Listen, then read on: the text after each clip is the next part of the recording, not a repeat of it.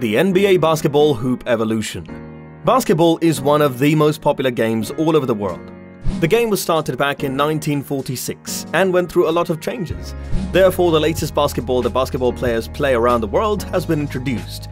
So the evolution of the basketball hoop has to see a huge variation in its journey to the latest one.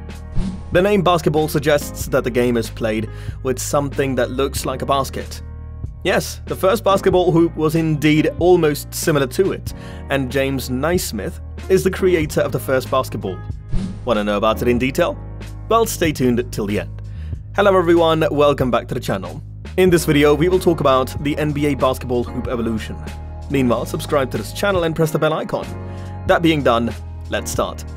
Even though the basketball hoop has been around for a very long time, it took a long time to get to where it is today. The basketball game was designed to keep students active during the chilly winter months in an institution. The first hoop was made using a peach crate for this purpose. It was connected to a long vertically installed rail. To score, players had to throw the ball into the basket. For the audience, it was an amazing and interesting game. This is why they used to spend hours watching the game. Basketball, however, did not exist at the time. But the inventor had the idea to make a basketball hoop to get the game started right away. He set a broken basket with a rail. Dr. James Naismith came up with the idea in 1891 to keep students active during the colder months. He, Dr. Naismith, discovered a broken peach basket at the YMCA training school and thought he could use it as a basket for players to throw the ball into.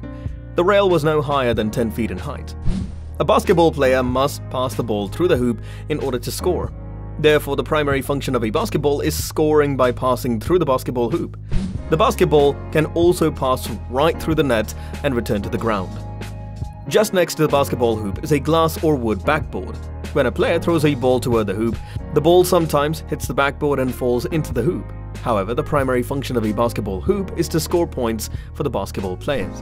When a player scored during that game, they used a ladder to reach the ball and retrieve it. It was because the ball could not fall through any system. Players used to get themselves into trouble as a result of this huge issue. In addition to resuming the game, required additional time and effort. However, the backboard was discovered to enhance the game just after 2 years had passed. It resolved the issue, and gamers began to enjoy the game again. When it comes to the backboard, wooden boards were acquired in 1904, while glass boards began to gain popularity in 1909. Glass backboards are now used in the majority of permanent and portable basketball systems today. When you think about the Olympics, you might be surprised to learn that basketball, after soccer, is the most popular sport worldwide. However, the game's worldwide acclaim can be attributed to a myriad of factors. It is accessible, affordable, and teaches teamwork. In most cases, if you're just starting out, you can play it by yourself. You only need to buy one and put it up either in front of or behind your house. To play it with other team members, you can practice every day. In addition, the game takes less time to play than other games. As a result, it's a fun game that doesn't take much time to play. If you're a basketball fanatic, you can start by practicing right away because the game is simple to learn. The straightforward concept that tossing a ball into a ring and scoring points could provide hours of amusement on a chilly winter day led to the development of the basketball hoop. In essence, basketball was created to keep students active during long, cold months. Players aimed a ball into the first hoop, which was a peach crate attached to a railing 10 feet high. Per se, there was not yet a basketball. In the latter half of the 19th century, a single school-aged Canadian boy developed the game Duck on a Rock. Was a childhood pastime for Dr. James Naismith, a cleric, physician, and physical education teacher. The guidelines were as follows. Try to knock a fake duck off a larger rock by tossing a rock at it. Naismith attended McGill University in Montreal, where he served as athletic director, and then went on to an athletic training school in Springfield, Mass. in 1891. He was inspired to make physical education a part of his life's work. Naismith was asked to devise a skill-based game to keep the students occupied during the winter, because they were confined to warm indoor quarters. He came up with a new game that had students tossing soccer balls into peach crates attached to walls, combining elements from popular games like American football, soccer, and hockey, all of which involved turning an object or ball into a goal to score points. Naismith was then hired by the University of Kansas to be its athletic director. He established basketball's rules, which put the sport on the map. In 1892, the first basketball games were played. A loosely braided pocket attached to an iron hoop eventually took the place of the peach crate. The issue was that players had to constantly retrieve the balls, interfering with the game. As a result, the nets became open-ended and allowed the balls to pass through. By the turn of the century, college basketball was becoming increasingly popular. In 1934, Madison Square Garden in New York City hosted the first college games. The idea behind the basketball hoop has changed, but it hasn't changed much. Depending on the kind of the basketball game you want to play, you can choose from a variety of hoops today. There are also outdoor in-ground hoops and portable indoor-outdoor hoops, in addition to the standard indoor gymnasium hoops.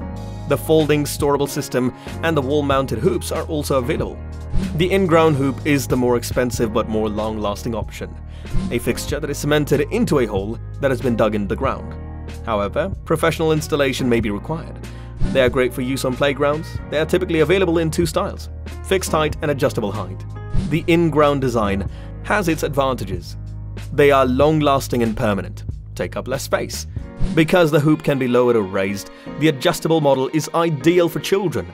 In a situation in which lowering and raising the hoop will not be as necessary, the fixed height hoop is an in-ground design that is set to a permanent height.